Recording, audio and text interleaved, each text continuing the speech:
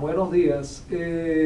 Procedemos a dar un breve resumen sobre el ordenamiento judicial en Roma. A nosotros tocó específicamente el punto 6, que es la cognitio extra ordinem y los momentos de la tramitación procesal en la antigua Roma, para así cumplir con las actividades propuestas en el módulo 2 del subproyecto Derecho Romano 2. En esta oportunidad me acompañan las compañeras Eli Eli Soto, y Milagro Medina. integrantes del equipo número 1 y mi persona Luis Equela. Tres. Ok, en esta parte me corresponde hablar sobre el origen y las caracteres de la cognitio extra ordinem. También se le puede dar procedimiento cognitorio. En el derecho procesal de la época posterior a la clásica, o sea, desde Diocleciano, este fue año 286 después de Cristo, hasta Justiniano, que fueron los años 565 después de Cristo. Caracterizado por su régimen monofásico, el procedimiento no lo llevaba un magistrado como tal, sino un funcionario público. O sea que en vez de llevarlo un pretor, lo presidía un juez, en latín, que es iudex, que traduce juez. Para esta época desaparecen las fórmulas y aparece el régimen de tasa, que es de justicia. Ahora hay que pagar para litigar. Anteriormente era cubierto por el perdedor del juicio. Acompaña este tipo de procedimiento el característico relajamiento de las costumbres de la época posclásica, que produjo el desuso de las formalidades orales. Allí empezó a representar a los clientes por escrito. Otro hecho importante, ¿verdad?, es la desestimación de las pruebas testimoniales, es decir, viene a ser reemplazada por las pruebas documentales o periciales. Por ejemplo, como ejemplo, se pedía un parte médico que demostrara que Cayo había sufrido un traumatismo de tono, por decir algo, o se invocaba la demencia del procesado. Nace también para esta época la competencia de grado, es decir, la resolución de causa en múltiples instancias. El Poder Judicial de la época, es decir, los años 286 hasta el 565 después de Cristo, se burocratiza. Es decir, los jueces empiezan a cobrar como retribución.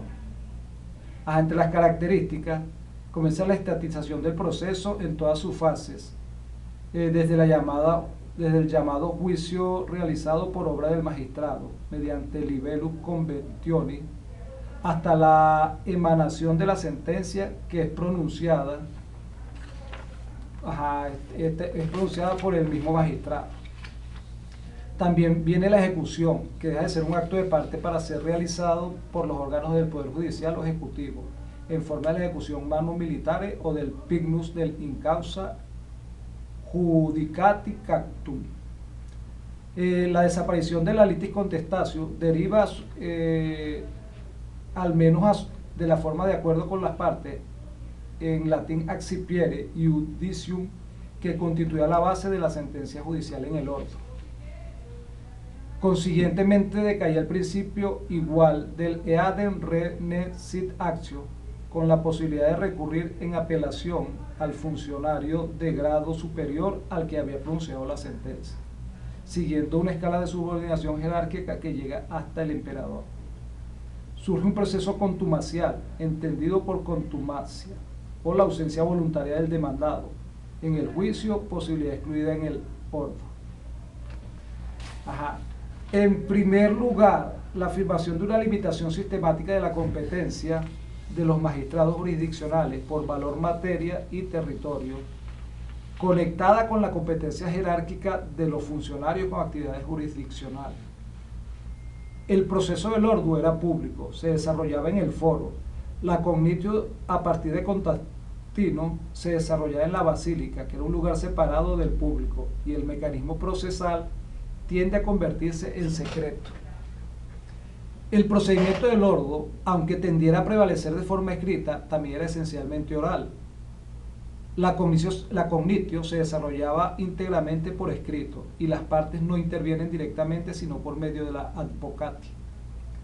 Finalmente, mientras el procedimiento del ordo es gratuito y el mismo patrono, que interviene en algunos casos a favor de alguna de las partes, considera su función de consulta y asesoramiento como un oficio. La cognitio, por el contrario, comporta siempre gasto para las partes. tanto por gastos procesales como por los honorarios de los abogados, honorarios que fueron regulados en el Edicto de Precios de Diocleciano. Si este es el origen de la cognitio, basarse sobre el poder del príncipe, también hay que decir que la cognitio reúne esferas de acción muy heterogéneas, de las que pueden distinguirse tres grandes sectores, como es la jurisdicción del princeps, la cognitio extraordinem en sentido propio, es decir, aquellos procesos en los que el pretor niega la jurisdicción de un honorarium como consecuencia de operae liberales. La jurisdicción provincial, en aquellas provincias en las que no se introdujo el procedimiento formulario. Estos tres filones, aun siendo heterogéneos, confluyen en normas esencialmente unitarias, cuyas características más acusadas son la citación del oficio y las consecuencias de la contumacia. Podemos hablar del texto de los Hechos de los Apóstoles. En sus capítulos 24 y 25 hay que considerar dos factores, como son: en aquel momento no había intervenido ninguna sentencia, de donde el juicio imperial que se invocaba era un juicio de primer grado. La invocación viene expresada en el texto griego de las Acta Apostolorum con las palabras Caesara epicalumai, que literalmente significan apelo al César, es decir, con el mismo término que se convertirá en uno de los términos técnicos en lengua griega para indicar la verdadera apelación romana a un juez superior. La apelatio, una de las características esenciales del proceso de la cognitio, se encuentra constituida por la apelación, que es la impugnación por las partes que intervienen en un juicio de la resolución dictada por un juez o tribunal ante el juez o tribunal superior de la jerarquía. Las partes pedían enunciar su propósito de apelar bien oralmente al conocer la sentencia o por escrito. El magistrado del orden superior que conducía la apelación admitía nuevas pruebas y podía, aun cuando no lo solicitase el apelado, emitir una sentencia más desfavorable para el apelante que al ser dictada por el juez inferior, así como imponer penas pecuniarias accesorias de apelación temerario. Buenos días, mi nombre es Milagro Medina. Continuando con el tema del ordenamiento jurídico en Roma, con el tema de con la cognitio extraordinem. Voy a hablar sobre los procedimientos y comparecencia de las partes, la cual se desarrolla primero con la citación, que del demandado ya no es una iniciativa exclusiva del ciudadano privado, sino que se opera a través del libellus conventionis, una suerte de libelo de emplazamiento, un documento escrito donde el autor expone sus pretensiones y el nombre de aquel a quien se quiere demandar. Tal escrito se consignaba al magistrado, el cual tras un sumario examen lo trasladaba al demandado mediante un funcionario subalterno, citándolo a juicio en una fecha determinada. La respuesta del demandado, que debía prestar una garantía de comparecer en juicio el día fijado, cautio iudicio sisti, se efectuaba mediante libellus contradictionis, un escrito de contestación a la demanda, donde intentaba defenderse frente a las alegaciones del actor, exponiendo al mismo tiempo en sus propias razones.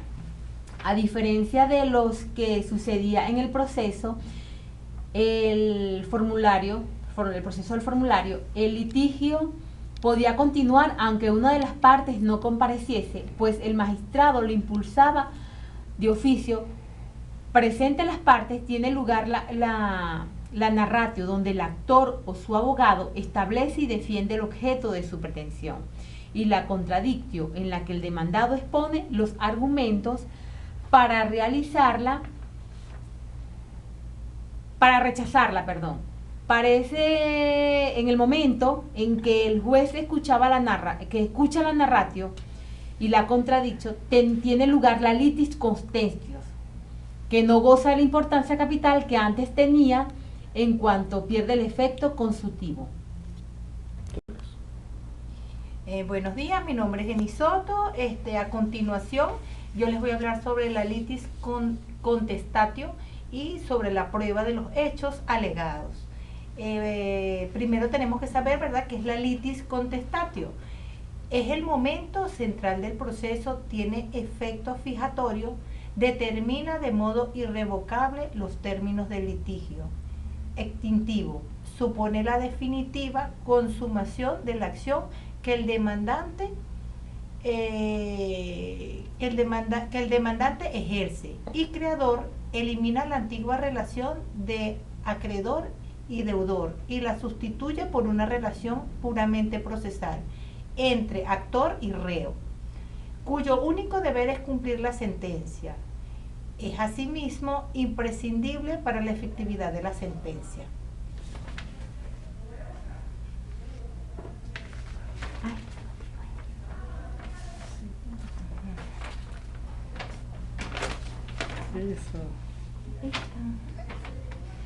La litis contestatio es de gran importancia. Su principal efecto es que extingue la anterior relación jurídica que había entre las partes y crea una nueva, la de atenerse a lo que resulta el juez. Es el llamado efecto novatorio de la litis contestatio. Consecuencia de esta extinción de la relación anterior es que no podrá volver a litigarse sobre el mismo asunto entre las mismas partes. Este efecto se produce ixo ture por el solo ministerio de la ley, si se trata de un iudicium legitimum, si es un imperio continentur, el pretor otorga un exception rei in iudicium deducía a fin de permitir paralizar una nueva demanda sobre el mismo asunto, también produce el efecto de fijar las situaciones que comprende el pleito en el momento en que se produce el acuerdo, y el de fijar las partes y el juez, que no podrá ser reemplazado sino en caso de fallecimiento de alguno. En este caso se recurrirá al pretor para que cambie la fórmula sustituyendo a una parte o admitiendo la designación de un nuevo juez. Otros efectos de la litis contestatio son el hacer la nueva obligación entre las partes transmisible a los herederos, aunque la acción originaria no lo fuera, y convenir prácticamente una acción temporal en perpetua. Además, interrumpe la prescripción. De la ius Julia es de 18 meses que se encuentra desde la litis contestatio. Ahora bien, viene la prueba de los hechos alegados. En la demanda corresponde al actor, pero sí al demandado. Alega excepciones a él, le corresponderá probarlas. En este caso, el reo se convierte en actor. Están los medios de prueba, no hay limitación en cuanto a los medios de prueba. Estos pueden ser de cualquier naturaleza. Normalmente será la confesión de las partes, judicial o extrajudicial. Esta confesión efectuada en la fase apud iudicem equivale a un simple medio de prueba. No tiene el mismo efecto que la confesión hecha en la etapa iun iuri, salvo que las partes acuerden que se decida el juicio por el juramento de una de ellas. Ius jurandum voluntarium. Declaración de testigos. Los testigos se pesan, no se cuentan. Si pesan lo mismo los testigos de una y otra parte, entonces se cuentan. Documentos de cualquier naturaleza u origen y siempre que sean auténticos. Inspección personal del juez, dictamen de peritos. No existe norma que regule el valor de las pruebas en el sentido de indicar qué medio de prueba tiene más valor. El juez aprecia la prueba en la forma que le aparezca y al final falta, según el convencimiento a que haya llegado. El juez puede pedir dictámenes a sus asesores o un juroconsulto, pero no está obligado a seguirlo, salvo en un caso si el jurisconsulto goza del ius respondendi. Esperando haber cumplido con el objetivo trazado en el subproyecto, nos despedimos sin más que agregar.